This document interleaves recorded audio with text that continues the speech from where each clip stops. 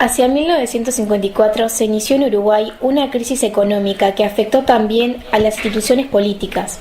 Durante la década del 60 hubo un proceso de deterioro social y económico con un notable aumento de la conflictividad, que incluyó la lucha armada a través de la guerra de guerrillas protagonizada por grupos de extrema izquierda, entre los cuales se destacó el Movimiento de Liberación Nacional Tupamaros.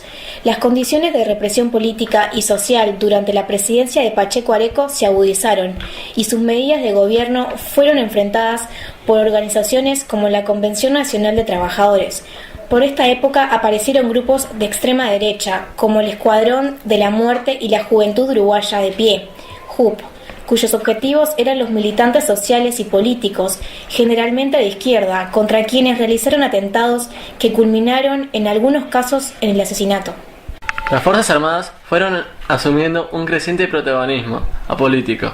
Sus movimientos internos fueron muy intensos. Finalmente, con el apoyo del entonces presidente constitucional, Juan María Bordaberry, las Fuerzas Armadas decidieron dar un golpe de Estado. Hola, venimos a hacer unas preguntas sobre la dictadura. Una pregunta, a ver, ¿cómo vio la dictadura? Bueno, me parece que analizar la dictadura hay que analizarla desde el punto de vista del contexto histórico, ¿no? La dictadura no fue el accionar de un grupo de militares fascistas y mesiánicos, que sin duda lo eran. La dictadura fue una respuesta de las clases dominantes en el Uruguay y en la región, conducidas por el Departamento de Estado norteamericano. ¿Para qué? Para imponer un plan económico, político y social que era contrario a los intereses de las grandes mayorías de la población de los países latinoamericanos. ¿Cómo se impone ese plan? Bueno, ese plan, en definitiva, ¿qué generaba? Bueno, generaba descargar sobre los trabajadores el peso de la crisis económica. ¿Eso cómo se traducía?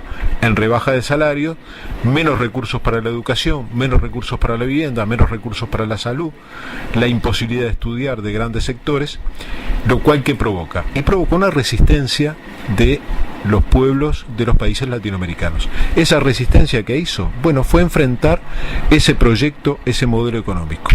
Por ejemplo, en nuestro país, desde la década del 60, después de un largo proceso, se configura la unidad del movimiento sindical en la CNT. ¿Qué es lo que resuelve la CNT en 1964? Que en caso de golpe de Estado, el movimiento obrero iba a enfrentar a la dictadura con huelga general y ocupación de los lugares de trabajo. ¿Por qué en 1964 resuelve eso el movimiento sindical uruguayo? Porque ya en 1964 se dio el primer golpe de Estado que se dio en Brasil, el golpe contra João Goulart, un golpe militar que instaló una dictadura en Brasil, y de alguna manera ya se perfilaba como la conducta de las clases dominantes de nuestro país iba a ser mayor autoritarismo, mayor represión y recurrir a la dictadura e instalar terrorismo de Estado en la región. ¿Para qué? Para imponer ese proyecto. La dictadura, muchas veces se ha dicho, y con eso se está falseando la historia y la realidad, que en realidad hubo una guerrilla armada de izquierda que enfrentó a un gobierno democrático y que eso motivó que los militares dieran un golpe de Estado y después cometieran excesos. Eso es una novela rosa que es absolutamente falsa. ¿Cuáles piensa que serían las causas del comienzo de la dictadura? Bueno, las causas varias. Lo que sí les puedo aclarar es que no fueron los tupamaros y no fue la guerrilla la causante de la dictadura.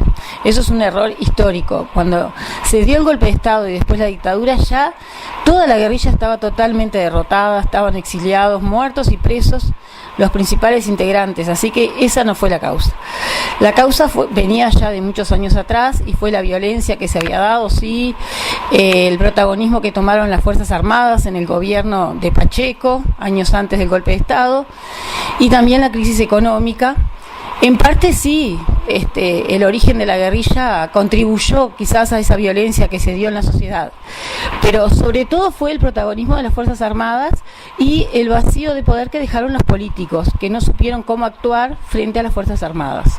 Esa es la principal causa del golpe de Estado. ¿Cómo afectó la dictadura en la educación?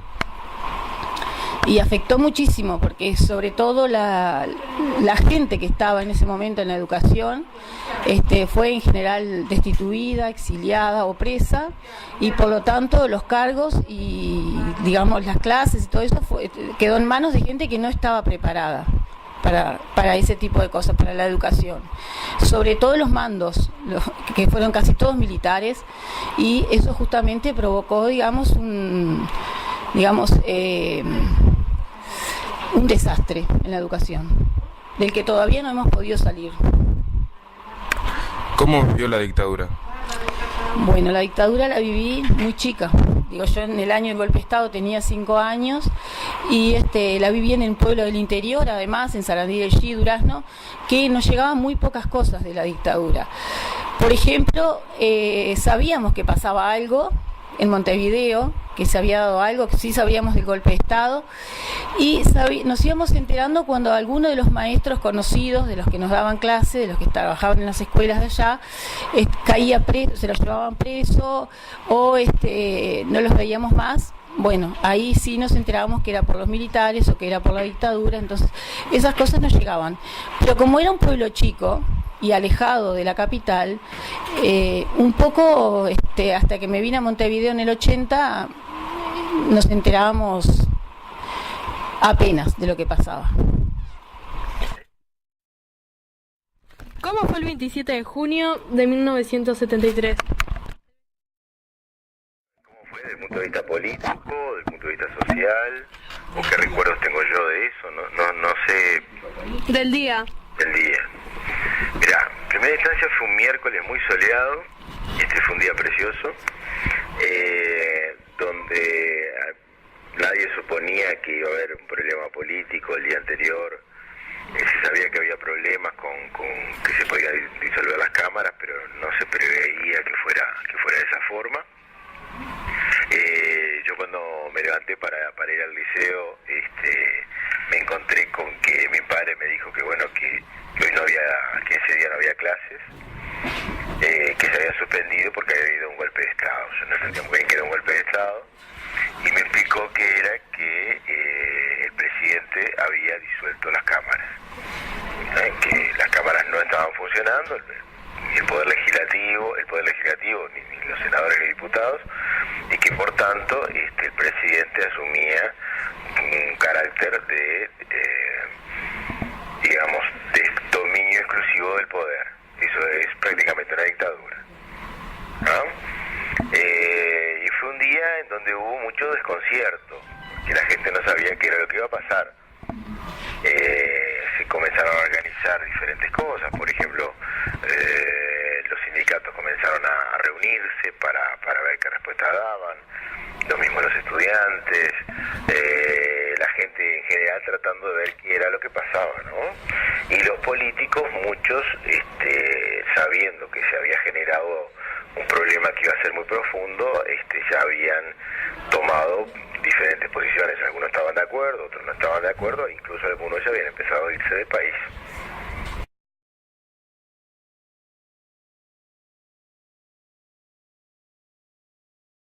¿Qué se sabe de ellos ahora? Bueno, el tema de los desaparecidos, como decía, fue un mecanismo de represión que se instaló en las dictaduras del cono sur de América, donde participaron Argentina, Chile, Brasil, Paraguay, Bolivia y Uruguay, y es una forma de tortura permanente. O sea, ¿qué pasa sobre los familiares que hacen más de 30 años que están esperando que los responsables de las violaciones a los derechos humanos, que los que secuestraron hombres y mujeres, los hicieron desaparecer, los que secuestraron niños y suprimieron su identidad, ¿no? Muchos de hijos de secuestrados fueron suplantadas su identidad, fueron secuestrados y pasaron a vivir con los represores de sus padres. Una cuestión de lo más retorcida. Ese mecanismo de represión que sigue abierto hoy, porque como dice Naciones Unidas, mientras no aparezca el desaparecido, mientras no se sepa qué pasó con él, mientras no se sepa quién cometió la desaparición, hasta que no se sepa dónde está, ese crimen se sigue cometiendo hoy. Y por eso el tema de verdad y justicia, la lucha por verdad y justicia, por saber dónde están los desaparecidos, pero también por responsabilizar a los culpables de prácticas realmente prácticas criminales, como es el terrorismo de Estado y la desaparición, bueno, parece que es necesario establecer mecanismos de verdad y justicia en forma permanente. Por eso también que se les dice desaparecidos y no muertos. Claro, porque acá no se sabe quién los mató, dónde están enterrados, se los hace desaparecer para qué. Y bueno, acá se contrarían aspectos que están instalados en todas las civilizaciones desde hace muchísimos años, el poder dar sepultura a los muertos, ¿no? No es lo mismo para un familiar, con todo el horror que implica los muertos en la dictadura, pero que pudieron dar sepultura a sus muertos, hacer un duelo, que aquellas madres que siguen muriendo sin saber qué pasó con sus hijos.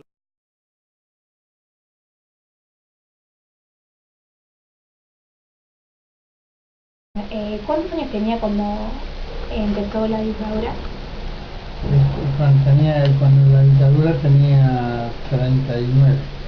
¿Cómo vio ese periodo de su vida? Bueno, lo vi muy dolorosamente, porque estuve la resistencia 2 años.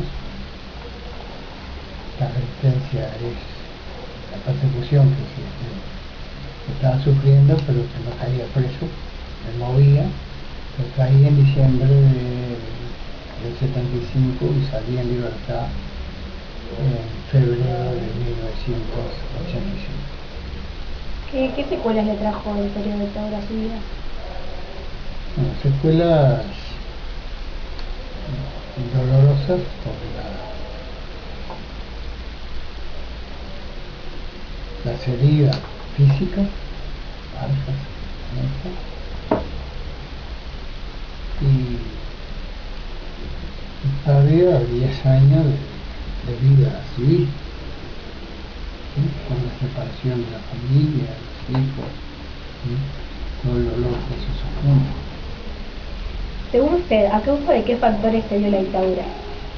Y los factores fueron múltiples, pero más fundamental fue un acuerdo de sectores muy reaccionarios desde el punto de vista económico que trataban de impedir un avance de las fuerzas populares para un cambio en el país que mejorase la situación actual.